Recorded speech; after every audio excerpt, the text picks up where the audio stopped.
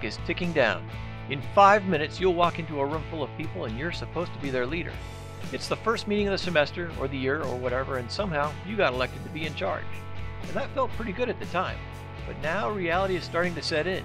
You might actually have to do something. And all those pairs of eyeballs will be looking at you expectantly. What do they want? What should you do? How do you win their trust? When you take charge of the group for the first time, there are 5 things you can do right away that will get you started on the right foot.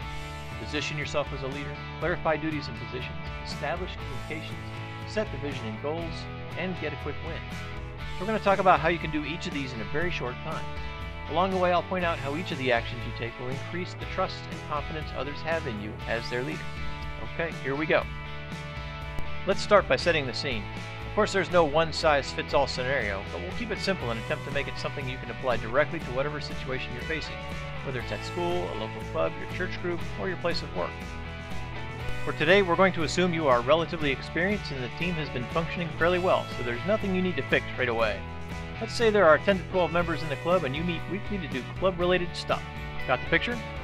Start by positioning yourself as the leader. Remember, they elected you for a reason, and now they expect you to take charge.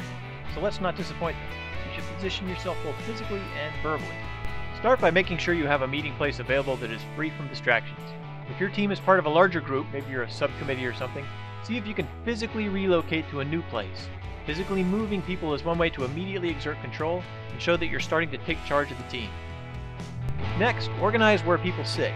It's best if team leaders can focus on each other and you, so do your best to face them away from any distractions, like an open door. If there's a head of the table, you should be at it, so your team's eyes are focused on you and you can see everyone. Then place your other key leaders like vice president or secretary right next to you. This will make it easy for you to communicate clearly with your other leaders and physically shows that you intend to work closely as a leadership team. Right away, you start getting high marks by showing that you have a plan to get organized. You set up the meeting place in advance, put key people in positions of influence, and set up an environment that will help the group develop its identity and focus. So position yourself as the leader verbally. Open the meeting on time on a positive note that also asserts your right to be the leader and your commitment to the group. It might sound something like this. Hey, welcome everybody, thanks for coming. First off, I want to thank you for voting me in as the new leader. I hope to do a good job for you and I hope to help this group be as successful as possible. I love what we do and I'm looking forward to working with you to do more of